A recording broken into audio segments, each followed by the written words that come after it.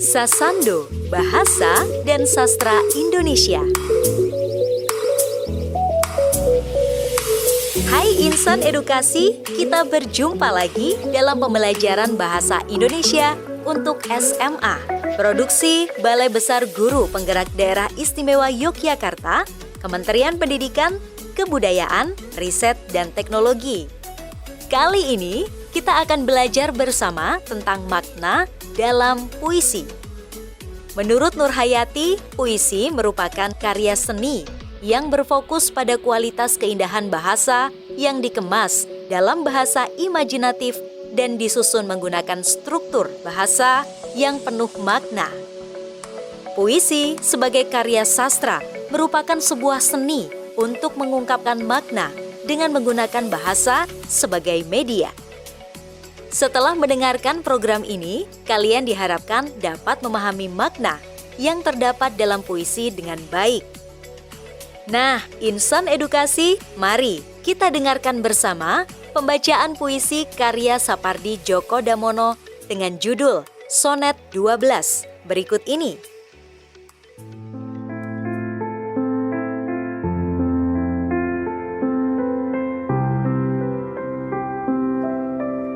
Sonet 12 karya Sapardi Djoko Damono.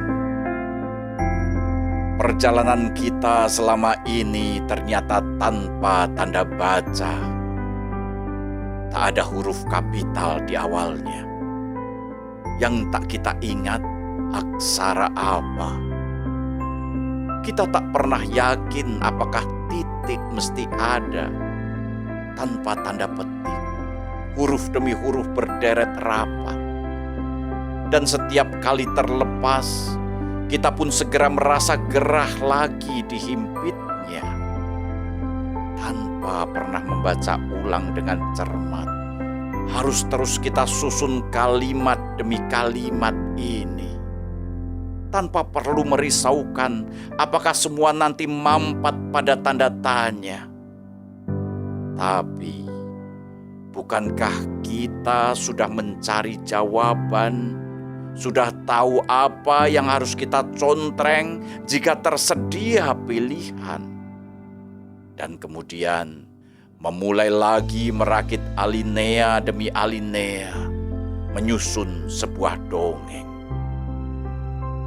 Tapi bukankah tak ada huruf kapital ketika kita bicara?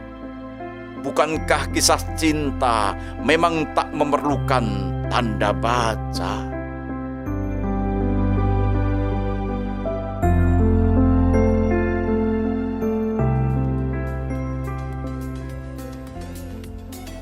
Insan edukasi, demikian tadi pembacaan puisi yang berjudul Sonet 12 karya Sapardi Djoko Damono. Apakah makna puisi tersebut? Kalian perhatikan pada kalimat terakhir, pada bait terakhir, bukankah kisah cinta memang tak memerlukan tanda baca?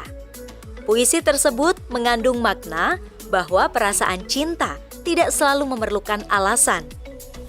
Dari pemaknaan tersebut, kita dapat bersepakat dengan definisi dari Kosasih yang menyebutkan bahwa puisi adalah wujud karya sastra yang memakai kata-kata indah dan penuh makna.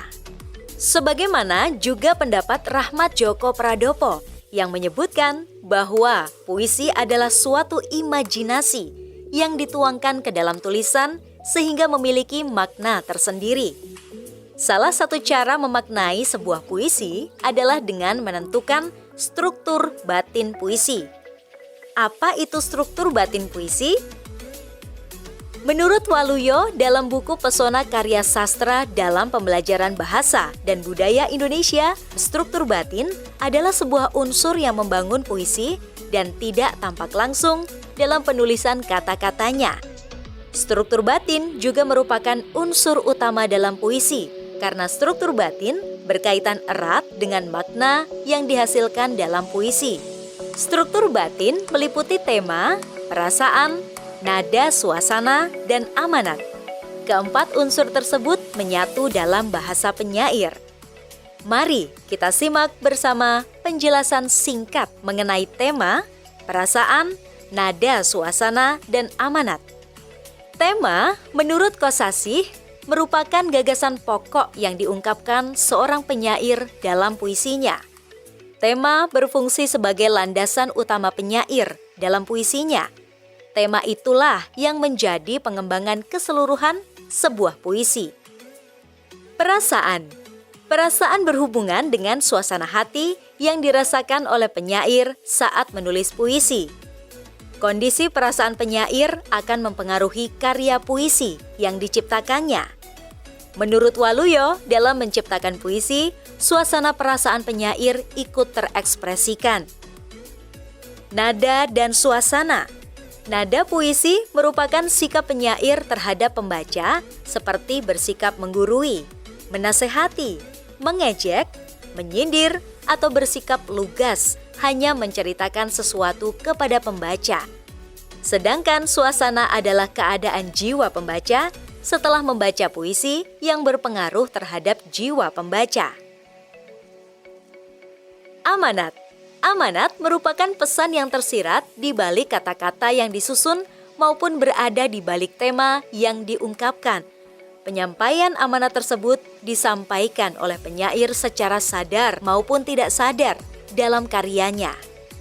Dari penjelasan singkat tersebut, makna puisi dapat dipahami dari unsur pembangun puisinya.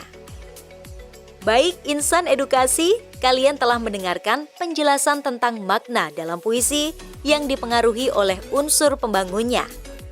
Guna menambah pemahaman kalian mengenai makna dalam puisi, silakan kalian dapat mengerjakan soal-soal evaluasi yang terdapat dalam lembar kerja peserta didik.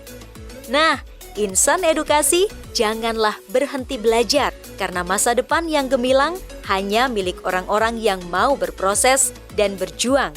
Salam literasi. Terima kasih dan sampai jumpa.